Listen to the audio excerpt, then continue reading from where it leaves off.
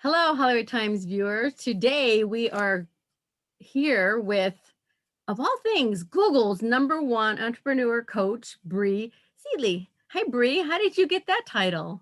Hello. I got it through being an entrepreneur for a really long time and some very clever search engine optimization on my website. Oh, I know when I read that, I'm like, that's pretty cool. When it happened, because I think I was like ranking around position 16 without any effort whatsoever. I just was. And a friend of mine reached out to me and said, "Do you know that you're ranking on Google for this thing?" And I was like, "No." And he's like, "Did you try to rank on Google for this thing?" And I was like, "No." And he was like, "What if we tried?" And within a week, I went from position 16 to position 1, like pretty much overnight. That's really great. Thanks Yeah. to your friend, huh? So let's talk about your career. How did you get into this type of line of work? Yeah, so I was actually living in LA. I had moved to LA because I had a fashion label. I had been a fashion designer. I'd had my fashion business since 2007 and was in downtown every single day in the fashion district, Yeah. working with, the LA fashion district offices and all sorts of stuff, all the different showrooms and things like that. But I kind of knew that I was frustrated. Like I just didn't feel great in my business. I would get home every night and just feel awful. And so I knew something had to give. And I was meditating with a girlfriend one day. Actually, back up a little bit. The weekend before the meditation, I had been at a seminar with some friends in Studio City, and I had learned a lot and realized that I wanted to hire a business coach to help me with my business. And then I totaled my car in Koreatown like 24 hours later, and then went to a meditation with a friend in Midtown, Mid City. And in that meditation, I heard a very clear fashion isn't it, shut it down, walk away.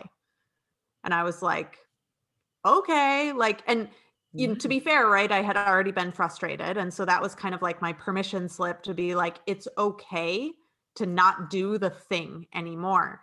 So 72 hours later, I closed my business, had already hired that business coach. And so I was like, well, I now have a business coach, but no business. What am I going to do? And so I realized I'd had that 8 years of entrepreneurial experience. And at the same time, I had a day job for almost the entire time I was building my fashion business. And I was a counselor. And so I was like, well, why don't I take my counseling experience and my entrepreneur experience, combine them, and start helping people with their businesses? And so I did. And that was in 2015. By 2016, I had a 6-figure business and I had started a second business in LA. And things since then have just kind of continued to grow and progress and move. And here I am. Wow. Congratulations. That's Thanks. awesome. So how does someone start? How do you start, give business, start this during the pandemic? How do you start and grow a business?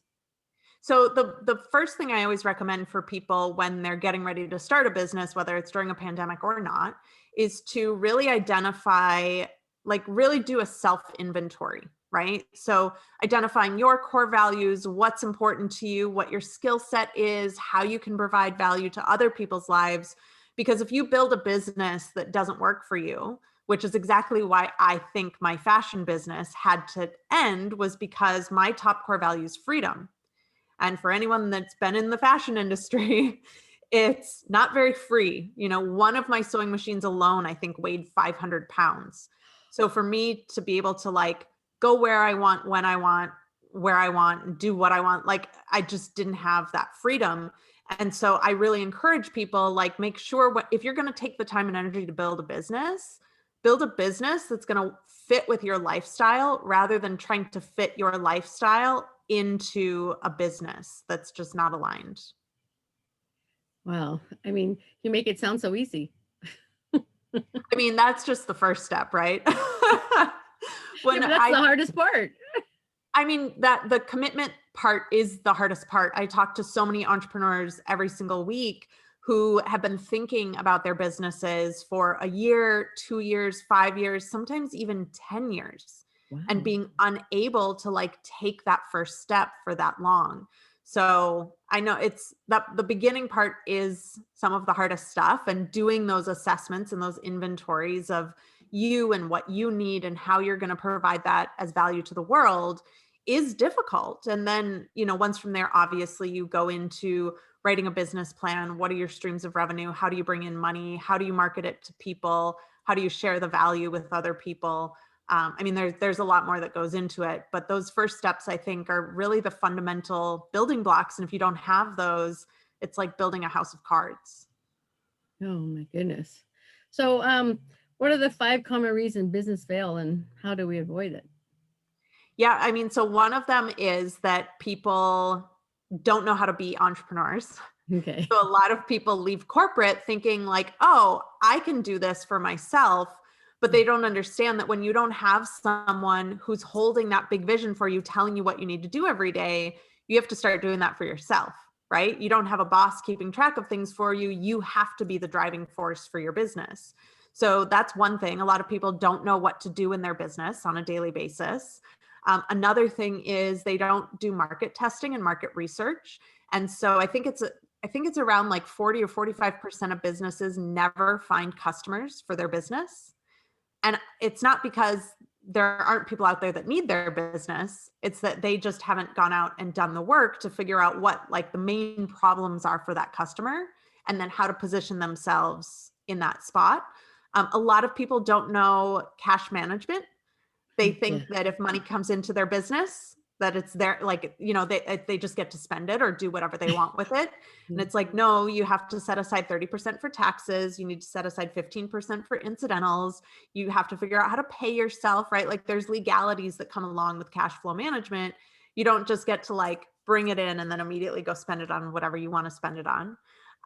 Some other issues that people face is that they just don't have the business acumen to know how to sell their products.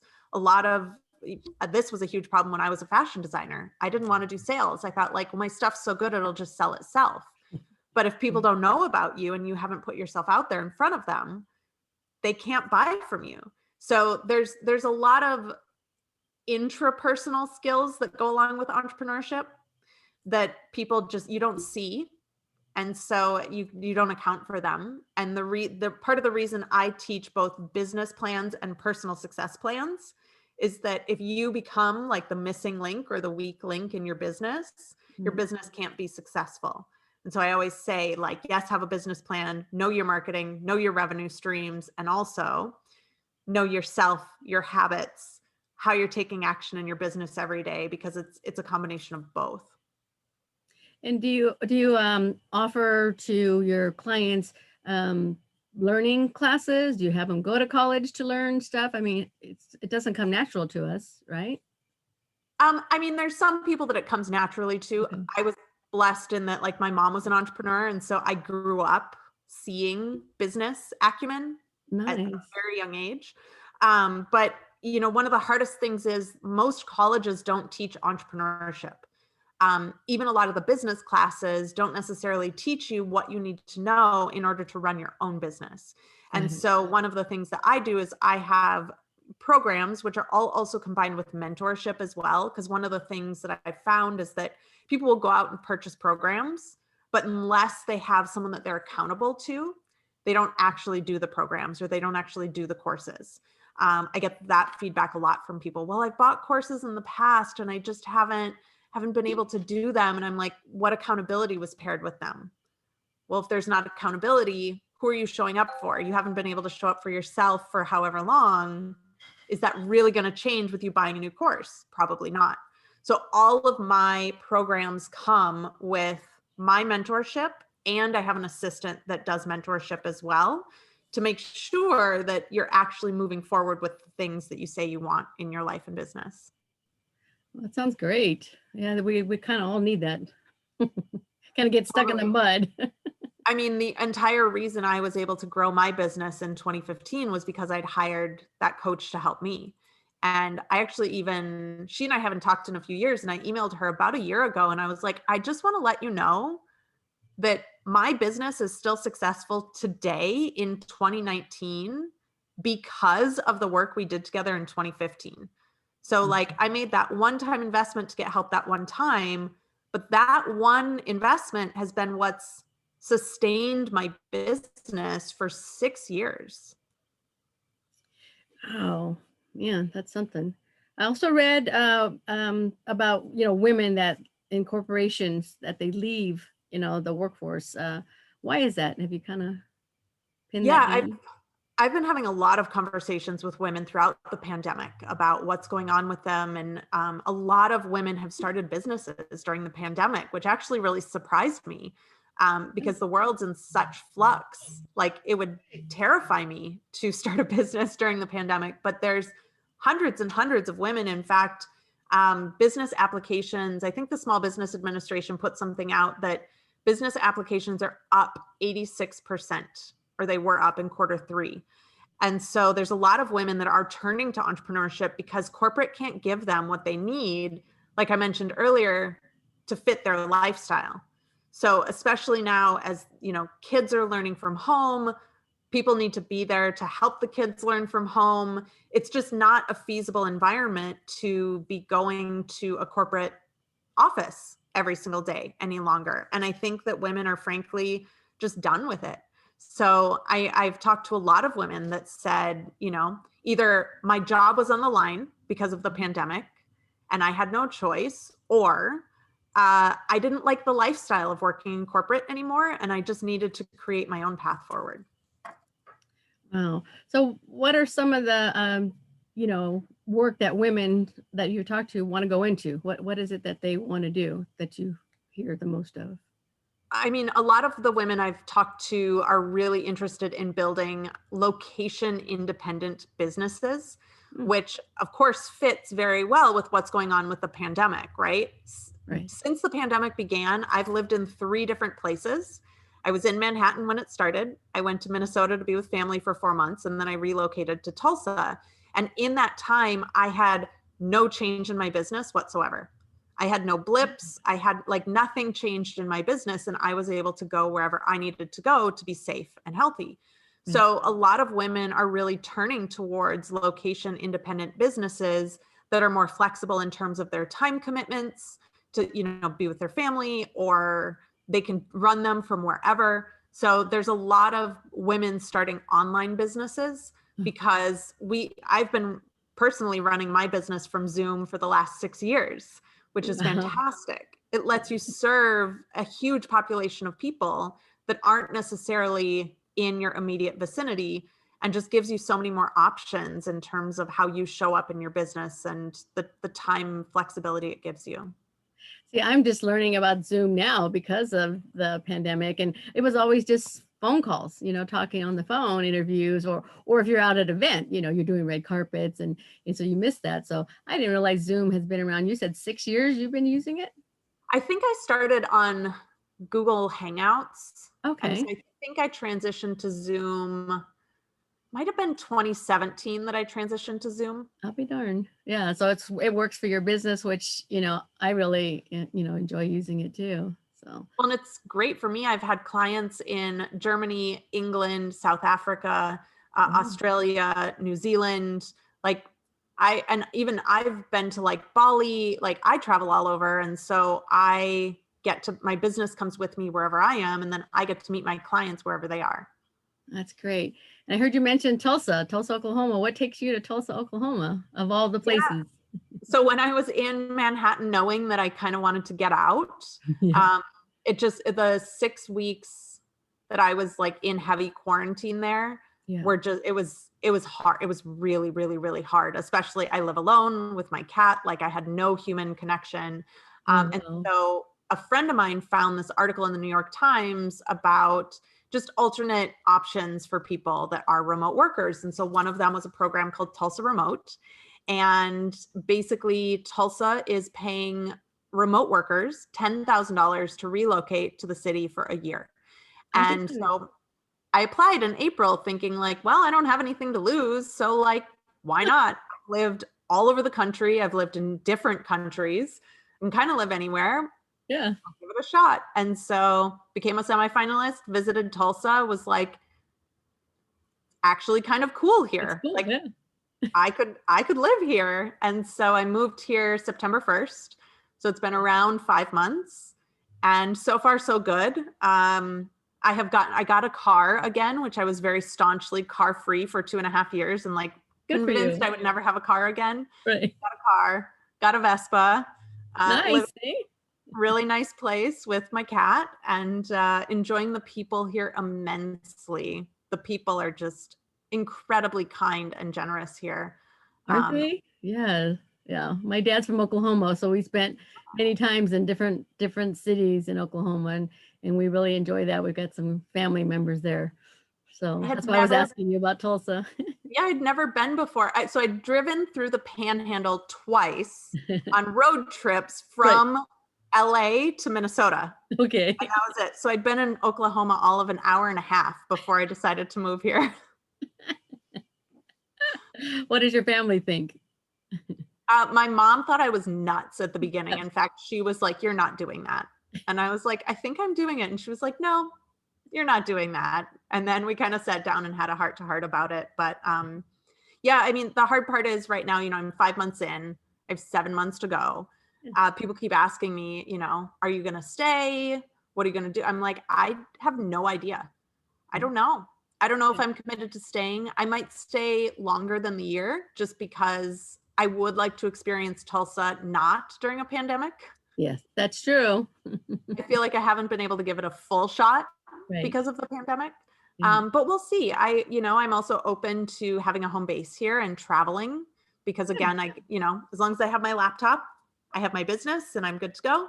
And I have still a lot of friends in LA, and I actually was in LA right before the pandemic hit last year, Oh, good. and I miss it terribly. So Is your mom still there? Is that where your mom lives in LA? my parents are in Minnesota. Oh, Minnesota. Okay. Yep. Wow. That's nice. So I don't go back to Minnesota often, although my sister's getting married, so gonna make a few trips up there. But yeah, no, I prefer to usually stick to the coasts, which is funny that I ended up in Tulsa.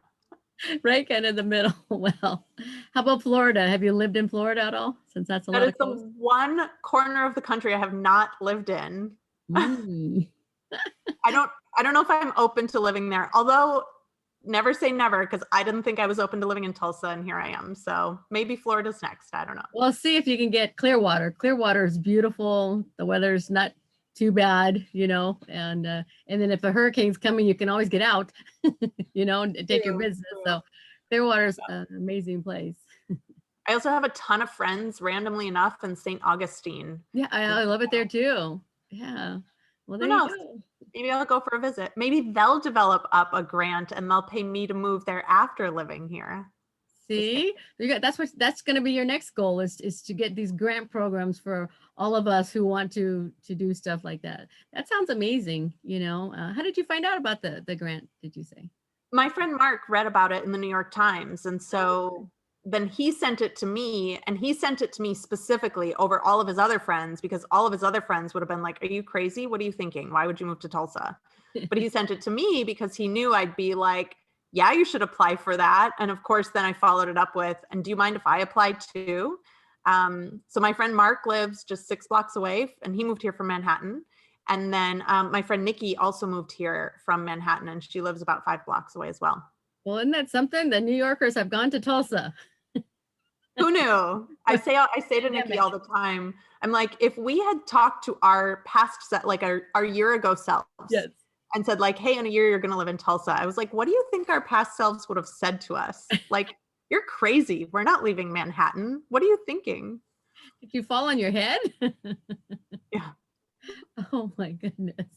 So do you have other people who work with you, or is it just yourself? You said you had an assistant, right? Yep, I have an assistant coach. I have a speaking agent. I have a virtual assistant. And then I just hired two marketing people, a marketer and an advertiser, to come on my team as well. And so, yeah, and I have a content editor as well. So I have 4, 5, 6 people in 3 different countries and 4 different states. Wow. In different countries, huh? Yep, my speaking agent is up in Canada and my virtual assistant lives in Peru. I'll be darned. That is so awesome. How do you find these kind of people? Mostly through introductions. My speaking agent was introduced to me through a colleague. I was looking for a virtual assistant and I posted in a Facebook community and was introduced to her. My coaching assistant actually was a client previously. She coached under me, which is why I trust her immensely. Nice. And then my editor is someone who was introduced to me through a friend. And then the marketing and advertising guys found me on Instagram and we just started having a conversation and talked like probably 4 or 5 times before Nice. we even started discussing business. And Yeah. yeah. Well, there you go. Well, congratulations.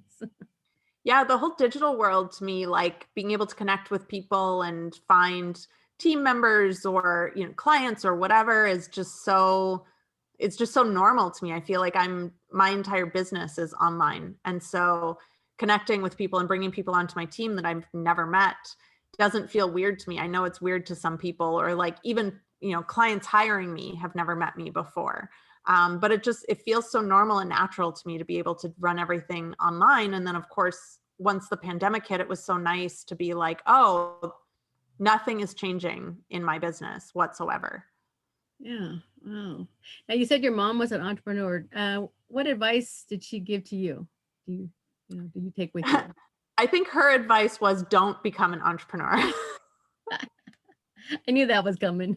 Yeah. Well, and I frankly said really up until the age of like 26 that I never wanted to be a business owner. I started my fashion business because I came back from Italy after having gotten my master's degree in fashion design and got a day job as a vocational counselor and was like, I want to continue with my creativity. I want to continue designing and, flexing my muscles and like creation and all of those things. And so I was like, I'll just start a little business doing homecoming dresses and prom dresses and bridesmaids dresses. And I did that for many, many years. And then a competition came up and I was like, well, I'll enter a collection.